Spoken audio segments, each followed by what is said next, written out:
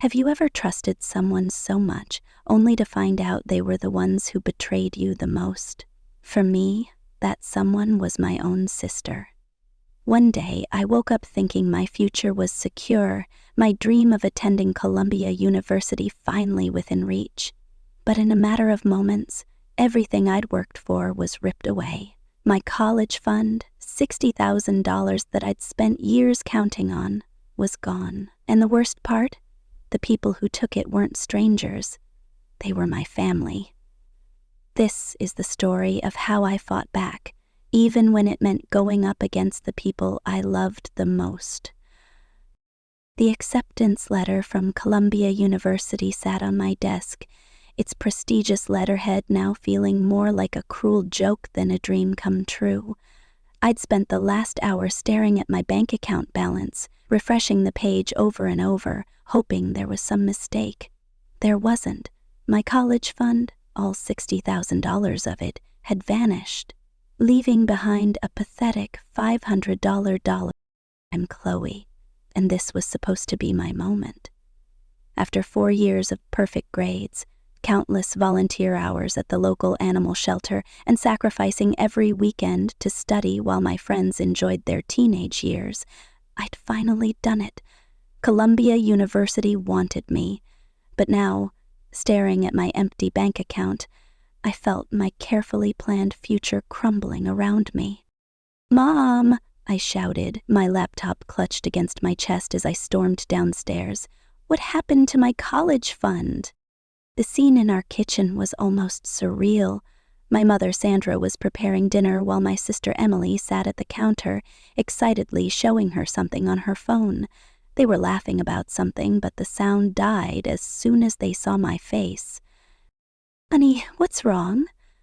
Mom wiped her hands on her apron, her smile fading as she took in my expression. "My college fund is empty," my voice cracked. $60,000 gone. Please tell me this is some kind of banking error." The kitchen fell silent.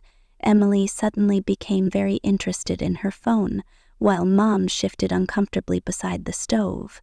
That's when I knew. This wasn't a mistake. "About that," Mom started, exchanging a glance with Emily. "Your sister needed the money for something important." "Important?" I repeated, my stomach dropping as Emily finally looked up, a mixture of defiance and guilt on her face. "My boutique is expanding, Chloe," Emily said, as if that explained everything. This was a once-in-a-lifetime opportunity. I had to take it. The world tilted sideways as the pieces clicked into place. My sister had stolen my college fund to expand her clothing store.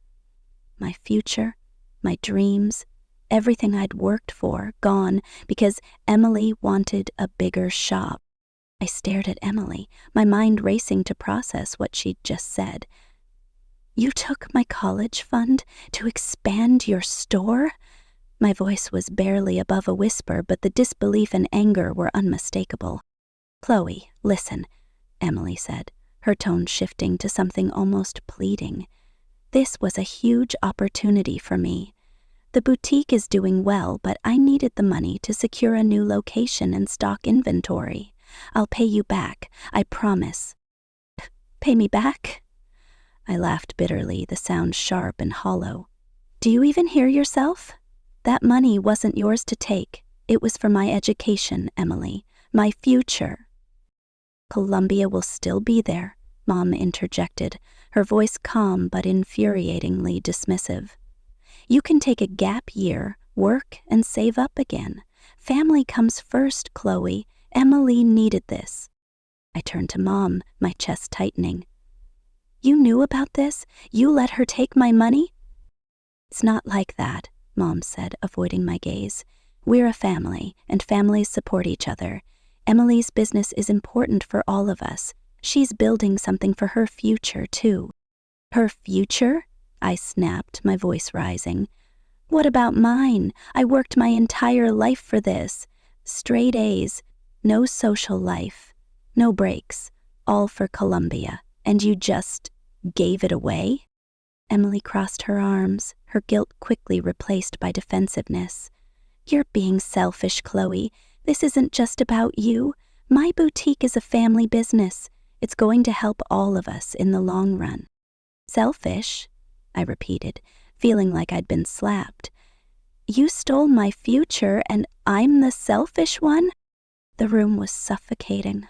Mom's disapproving frown, Emily's indignant glare. It was clear they didn't see anything wrong with what they'd done. In their minds, Emily's business was more important than my education. My dreams were just collateral damage. I'm calling Dad, I said, pulling out my phone. My parents had been divorced for years, and while Dad wasn't around much, I knew he'd never agree to this. Your father knows, Mom said quickly, her voice tight, and he supports our decision. I froze, my thumb hovering over the call button.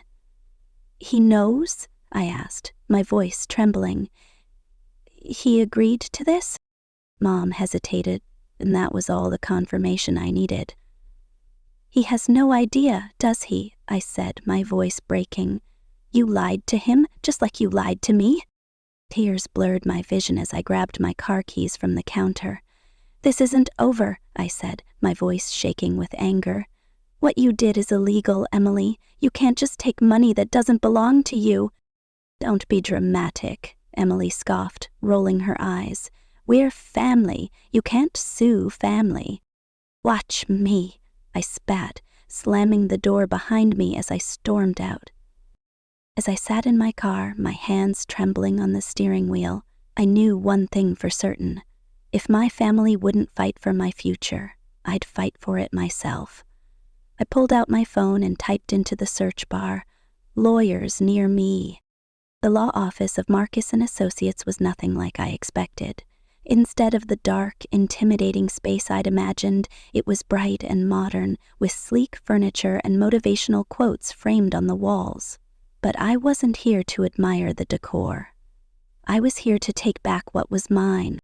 Marcus, a sharp-looking man in his mid-30s with a calm but commanding presence, sat across from me, reviewing the bank statements I'd brought. His dark eyes scanned the pages, his expression unreadable. Let me get this straight, he said finally, setting the papers down.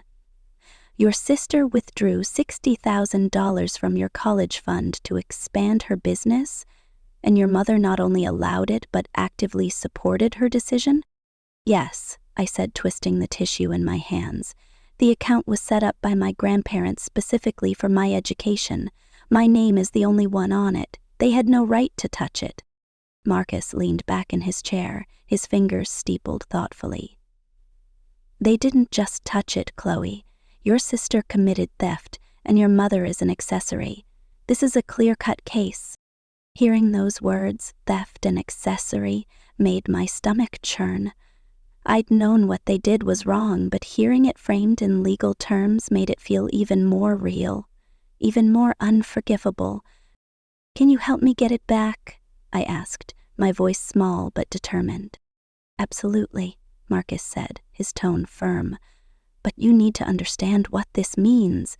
Taking legal action against family is never easy. It's going to get messy and it's going to hurt. Are you prepared for that? I hesitated, the weight of his words sinking in. This wasn't just about the money anymore. It was about standing up for myself, even if it meant going against the people who were supposed to protect me. I thought about Emily's smug face, Mom's dismissive tone, and the way they'd both acted like my dreams didn't matter. Yes, I said finally, meeting his gaze. I'm prepared. Good, Marcus said, nodding. The first step is gathering evidence.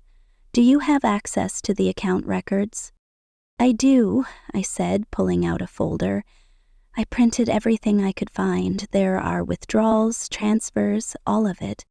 Marcus flipped through the documents, his expression growing more serious with each page. This is good, he said. But we'll need more. Conversations, text messages, anything that shows intent. Do you have any communication with your sister or mother about the account? I thought back to the confrontation in the kitchen. Not yet, I admitted. But I can get it. Perfect, Marcus said. The more evidence we have, the stronger our case. In the meantime, I'll start drafting the legal paperwork. This isn't just about getting your money back, Chloe. It's about holding them accountable. As I left the office, my phone buzzed with a text from Mom. Family dinner tonight. We need to talk about this. Please come home. I showed the message to Marcus before I left. He nodded thoughtfully. Go, he said. But record everything. If they try to justify what they did or make excuses, it'll only help your case. 2 hours later, I found myself walking into the house I'd grown up in, the smell of Mom's lasagna filling the air. But instead of feeling comforted, I felt like I was walking into enemy territory. Chloe, Mom greeted me with a forced smile, pulling me into a hug. We've been so worried about you. Really? I said, pulling away. Were you worried when you let Emily steal my future? The tension in the room was immediate. Emily sat at the dining table, her arms crossed, while Mom's smile faltered. Let's sit down and talk about this calmly, Mom said, gesturing to the table. I sat down, my phone discreetly recording in my pocket. I spoke to a lawyer today, I said, my voice steady. He says what you did is theft. The clatter of silverware stopped. Emily's face turned red. You what? She snapped. Are you insane? You're going to sue your own family? I'm doing what I have to do, I said firmly. You stole from me, Emily. That's a crime. Nobody stole anything, Mom interjected, her tone sharp. We redistributed family resources. That money was just sitting there, Chloe. Emily needed it more than you did. I couldn't believe what I was hearing. Redistributed family resources? I repeated, my voice rising. That money was for my education. It wasn't yours to give away. Stop being so dramatic, Emily said, rolling her eyes. You'll get over it. Columbia isn't going anywhere. I looked at her, my anger boiling over. You don't get it, do you? This isn't just about the money. It's about the fact that you didn't even think twice about taking something that wasn't yours. You didn't care what it would cost me. Emily opened her mouth to respond, but Dad's voice cut through the tension. What exactly happened to Chloe's college fund? He asked, his tone deadly serious. I turned to see him standing in the doorway, his face pale and his jaw tight. You didn't tell him? I said, laughing bitterly. Of course you didn't. Tell me what? Dad demanded, his eyes narrowing as he looked at Mom and Emily. He took my entire college fund, I said, my voice shaking, and Mom helped her do it. The room fell silent as Dad's face darkened. He stepped further into the dining room, his eyes darting between Mom and Emily. Is this true? He asked, his voice low but filled with anger. Mom hesitated, wringing her hands. It's not as bad as it sounds, she said quickly. Emily needed the money for her business. It's an investment in the family's future. An investment? Dad's voice rose, his disbelief evident. That money was for Chloe's education. It was set aside by her grandparents for one purpose, her future. How could you let this happen? Emily, clearly feeling cornered, jumped in. Dad, it's not like I stole it. I'm going to pay it back. The boutique is doing great, and once I expand, I'll make enough to return every penny. Pay it back, Dad snapped, his voice cutting through the room. Do you even hear yourself? You had no right to touch that money in the first place. I watched as Dad's anger grew, but instead of feeling relief, I felt a strange mix of emotions. For the first time, someone in my family was standing up for me, but it didn't erase the betrayal I'd already endured. Chloe, Dad said, turning to me, his expression softening. I had no idea this happened. I swear, if I'd known... I know, I said quietly, cutting him off, but it doesn't change the fact that it did. Dad turned back to Mom, his voice cold. How could you do this? How could you let Emily take Chloe's future like this? Mom's face hardened. her usual calm demeanor cracking. "Don't act like you're some saint, Richard," she snapped. "You've barely been around to help with anything. I've had to make decisions for this family on my own, and this was one of them." "This wasn't a decision," I interrupted, my voice shaking with anger. "It was theft. And it wasn't just Emily. You helped her. You both decided that my dreams didn't matter." Emily rolled her eyes. "Oh, stop being so dramatic, Chloe. You're acting like your life is over. You can still go to college. Just not right now." "Not right now," I repeated, my voice rising. "Do you even understand what you've done? Columbia isn't just some school. It's my dream, and you took it from me without even asking." Dad's face grew even darker as he processed everything. "This isn't just about the money," he said, his voice low and dangerous. "This is about trust, and right now, I don't trust either of you." But the conversation wasn't over. As I sat there, watching the tension between my parents escalate, something clicked in my mind. "Wait," I said, narrowing my eyes at Mom. "How did Emily even get access to the account? My name is the only one on it." Mom froze, her face going pale. I had to help her," she stammered. "She didn't have access, so I transferred the money for her." "You forged my signature, didn't you?" I asked, my voice trembling with rage. Mom didn't answer, but her silence was all the confirmation I needed. My own mother had forged my signature to help my sister steal my college fund. The betrayal cut deeper than I thought possible. "That's illegal," Dad said, his voice cold. "Do you even realize what you've done, Sandra? You could go to jail for this." Emily, sensing the conversation spiraling out of control, tried to deflect. "Okay, enough," she said, standing up. "This is getting ridiculous. Chloe, you're not seriously going to take this to court, are you? We're family." I stood up, my hands shaking. "You stopped being my family the moment you decided my future didn't matter. I'm done."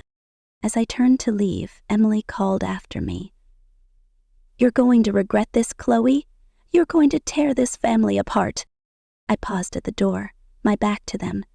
"You already did that," I said quietly, before walking out. Later that night, as I sat in my car outside my apartment, my phone buzzed. It was a text from an unknown number. "Hey, it's Ryan. Can we talk?" Ryan was Emily's boyfriend, and while we'd never been particularly close, I knew he worked in finance. I hesitated for a moment before replying. "What do you want?" His response came quickly. "I think you should know the full story about what Emily's been doing with that money." The next morning, I met Ryan at a small coffee shop downtown. He was already seated at a corner table, looking nervous as he stirred his coffee. When he saw me, he gave a small, apologetic smile and gestured for me to sit. "Thanks for meeting me," he said, his voice low. "I know this is complicated." "Complicated?" I repeated, raising an eyebrow. "Your girlfriend stole my college fund and my mom helped her. I'd say it's pretty straightforward." Ryan winced, running a hand through his hair. "Look, I'm not here to defend Emily. I think you deserve to know the whole story." I crossed my arms, leaning back in my chair. "I'm listening." He hesitated for a moment, then pulled out his phone. "Emily didn't just use the money to expand her boutique," he said, scrolling through his messages. "She's been in trouble for a while now. Debt trouble." "What kind of debt?" I asked, my stomach sinking. Ryan sighed, handing me his phone. On the screen were screenshots of text messages between him and Emily. In them, she admitted to maxing out multiple credit cards, taking out personal loans, and even borrowing money from friends to keep her boutique afloat. The boutique wasn't thriving like she'd claimed. It was barely surviving. "She's been lying to everyone," Ryan said quietly. "The boutique hasn't been profitable in over a year. She's been using the money from your college fund to pay off her debts and cover her personal expenses." I scrolled through the messages, my hands shaking. There were mentions of luxury shopping sprees, expensive vacations, and even a down payment on a new car. "She used my college fund for this?" I asked, my voice barely above a whisper. Ryan nodded. "I tried to talk her out of it, Chloe. I told her it was wrong, but she wouldn't listen. She kept saying she'd pay it back once the boutique turned around, but I don't think she ever had a real plan."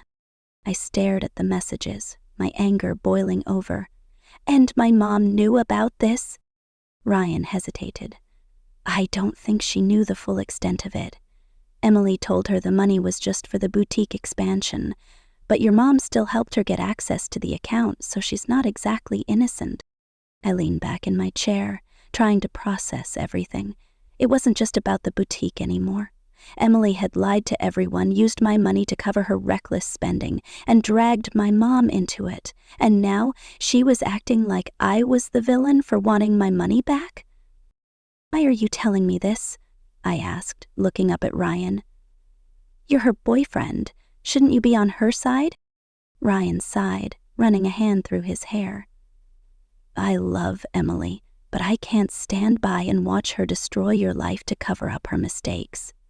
What she did was wrong, and she needs to face the consequences. I thought you should know the truth." I nodded slowly, my mind racing. "Thank you," I said quietly. This helps." Ryan gave me a small, sad smile. "I'm sorry, Chloe. I really am." That night, I sat in my apartment, staring at the evidence I'd gathered. The bank statements, the text messages, the screenshots from Ryan. It was all there. Emily hadn't just stolen my college fund. She'd lied, manipulated, and betrayed me in ways I hadn't even imagined. I called Marcus the next morning and told him everything.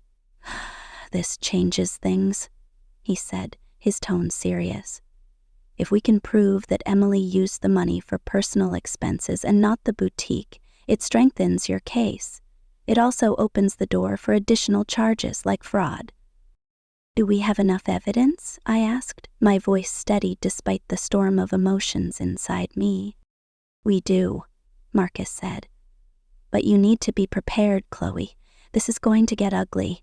Your sister and your mom aren't going to go down without a fight." "I don't care," I said firmly. "I'm not backing down." A week later, I filed the lawsuit. The legal documents outlined everything: the unauthorized withdrawals, the forged signature, the misuse of funds. Emily and Mom were officially being held accountable, and for the first time in weeks, I felt like I was taking back control of my life. But the fallout was immediate. Mom called me, furious. "How could you do this to your own family?" she shouted. "Do you have any idea what this will do to us?" "You did this to yourself," I said coldly. "You and Emily made your choices. Now you have to live with the consequences." Emily, of course, was even worse. She left me a voicemail, her voice dripping with venom.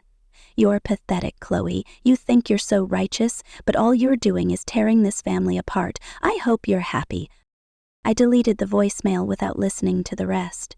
I didn't have time for her guilt trips or her excuses. I was done being the victim. The day of the court hearing arrived faster than I expected. I sat in the courtroom, my hands clasped tightly in my lap, trying to steady my breathing. Marcus sat beside me, calm and composed, while Emily and Mom sat across the room with their lawyer. Emily looked defiant, her arms crossed, while Mom avoided my gaze entirely. The judge entered and the room fell silent. As the proceedings began, Marcus presented our case with precision. He laid out the evidence, the bank statements showing the unauthorized withdrawals, the forged signature on the transfer forms, and the text messages from Ryan that revealed Emily's misuse of the funds. Every piece of evidence painted a clear picture of what had happened. "Your Honor," Marcus said, his voice steady and confident, "this case is not just about money. It's about trust. My client, Chloe, worked her entire life to earn a chance at her dream school. only to have her future stolen by the very people who were supposed to support her. The evidence shows that the defendant, Emily, not only took the money without permission, but used it for personal expenses unrelated to the boutique expansion she claimed. Emily's lawyer tried to argue that it was a family matter and that Emily had every intention of paying the money back, but Marcus was ready. "Intentions don't erase the fact that a crime was committed," he said firmly. "The money was taken without consent, and the defendant's actions have caused irreparable harm to my client's future." Then came the moment I'd been dreading. Emily took the stand. She looked confident at first, but as Marcus began questioning her, that confidence quickly faded.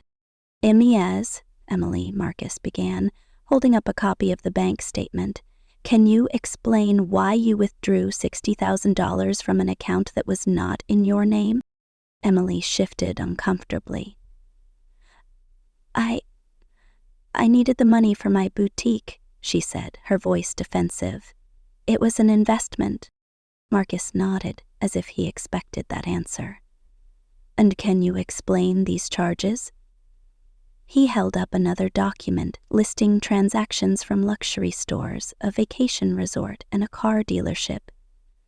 "Were these also investments for your boutique?" Emily's face turned red. I was under a lot of stress," she stammered. "I didn't mean for it to get out of hand."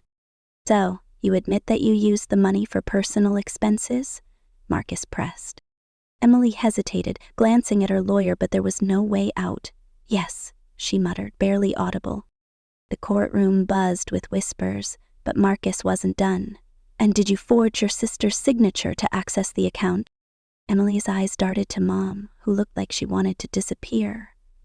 "Mom helped me," Emily blurted out, throwing her under the bus. "She said it was okay." The judge raised an eyebrow, and Marcus seized the moment.